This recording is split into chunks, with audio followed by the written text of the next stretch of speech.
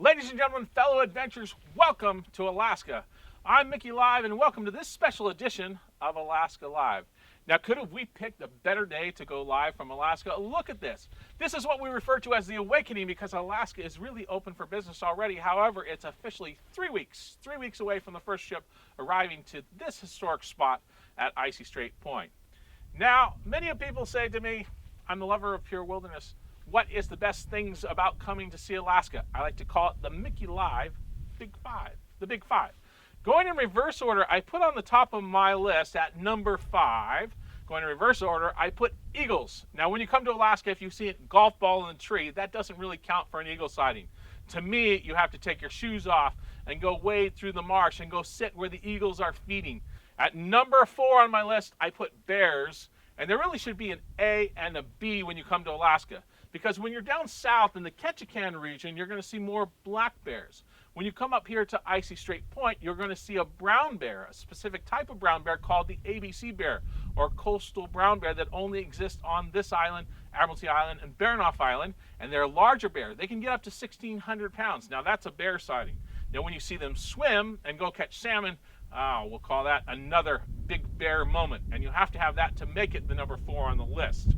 Now, number 3 on my list is actually whales, whales, whales. And when you come to Alaska, you're going to see lots of whales, as long as you're looking. What side of the ship are the whales on? Well, they're on the outside. Number 2 on my list is ice baby. Now, when you come to Alaska, you're going to see some glaciers. Endicott Glacier, Hubbard Glacier, or maybe you go stand on the Juneau ice fields going dog sledding or go do a glacier landing. Those are really my favorites, and when you put ice on that list at number 2, it has to be connected with some form of standing on the glacier. Now, at number 1 on my list, you're really going to be surprised because number 1 on my list is really personal. It has to do with you. What is the real reason that you are coming to Alaska? Is it because you want to learn more about the first people, Tlingit people of Alaska? Maybe you would like to learn about dog sledding, or maybe even go on a float plane trip. So for me, number 1 on my list, it's personal, personal, personal. Now, when you come to Alaska, there are a few ways to get here by cruise ship. You're thinking, how do I know which way? If you're an American, you think easiest way is to come out of Seattle. However, when you come out of Seattle, you're going to stay to the outside, out in the Pacific, on the outside of Vancouver Island. You'll make a right-hand turn on Stevens and head up towards the Endicott Arm. You get to go up to Skagway as well. However, the 7-day itinerary that goes out of Vancouver also has a huge highlight for me. And that's really that you're following or retracing the steps of George Vancouver of 1792. You go up on the inside of Vancouver Island, and then you're going to head north up Chatham Strait, and your first port of call is going to find yourself here in Icy Strait. The real joy of that is also going up to Hubbard, hits Hubbard Glacier, then Juneau. So on the southbound, what you end up doing is coming back down through the Hackett Strait and entering the Johnstone Strait around 3 o'clock in the afternoon. This is one of the most beautiful sailings in all of the world, heading south along the Johnstone Strait. Wake up in the morning under Lionsgate Bridge. And as I like to say, if you're going to pass Canada, you might as well make a visit. And Vancouver is such a beautiful place to start or to end your cruise. Now, when we talk about the third way, highlight for sure, which is the interior of Alaska, meaning you can go northbound, southbound. So you go northbound up to Seward or southbound out of Seward, but whichever way you go, you end up spending some time in the interior, like up in Denali, maybe farther north up into Fairbanks. But it is spectacular because you see both the southeast region, which is, of course, the inside passages, and you also see the interior.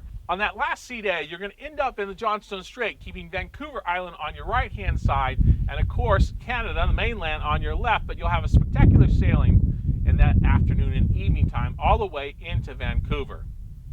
One of the main questions I get all the time is, Mickey, are we going to see whales from the ship?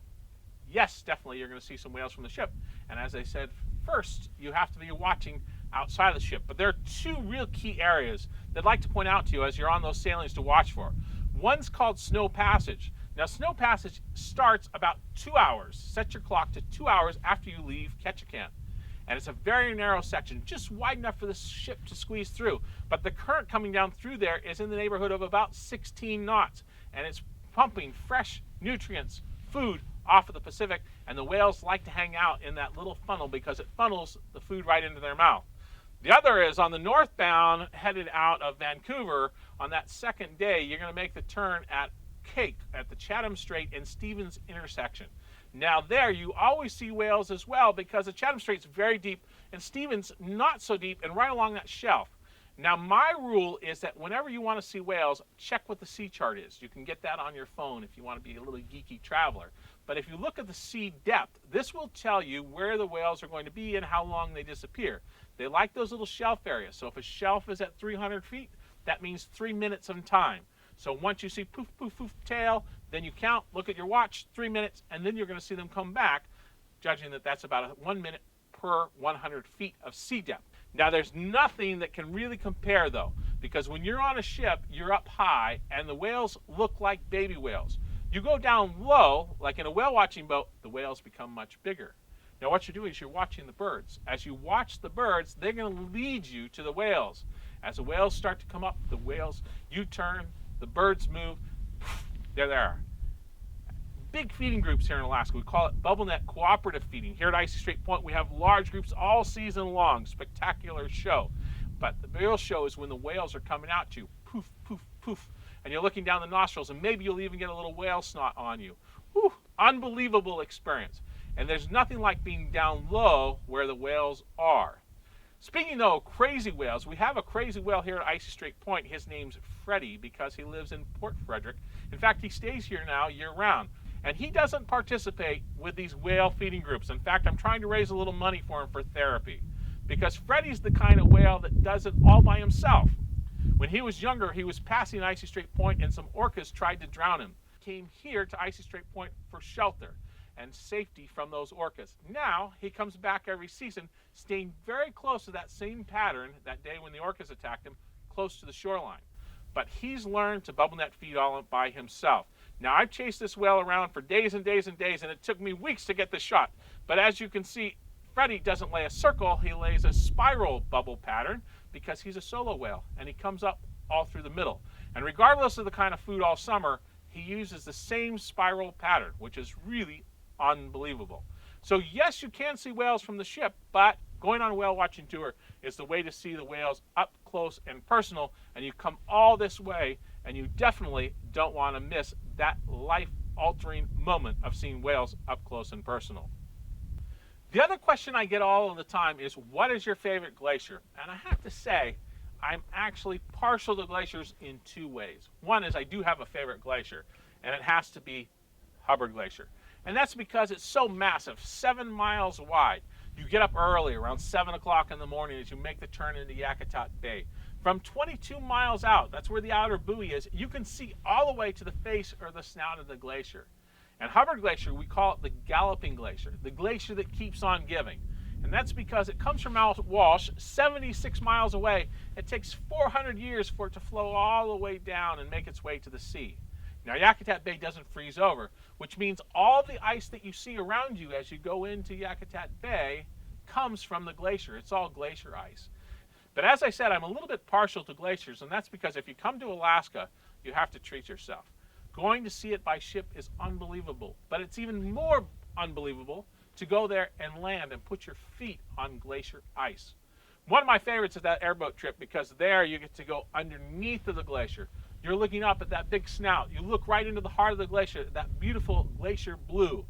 Wow, that's unbelievable. But then you go and you land on top of the glacier. And a glacier landing for me is really something special. Looking down into the cracks, looking down in the water, and then sticking your face in the glacier water. Oh, unbelievable. And I know many of you say, Mickey, but you're crazy. I'd rather go visit it by dog sled. And I have to say, that is another awesome way, especially for those dog lovers. We're not talking about regular dogs. These are Alaska Huskies. And these dogs love to run. And if they're not running, they're not happy. And of course, I have to say though, dogs are amazing. Helicopter trip is also amazing. Coming down over the top of the mountains and up over the top of the rim of the glacier, and you see that dog sled camp, the trails from the sleds before you. It is something spectacular, which you will never, ever forget. Ladies and gentlemen, fellow adventurers, unfortunately, this marks the end of this special edition of Alaska Live. However, it's not the end. You can put a comment down below and also click the like button. I'll also include a link down below to our whale watching spots as well as my 3 cruise routes so you can track your cruise in Google Earth. Now, until I see you here in Alaska, on behalf of Icy Strait Point and Celebrity Cruises, please continue to do something amazing. And remember, life is a journey, so be kind to your fellow travelers.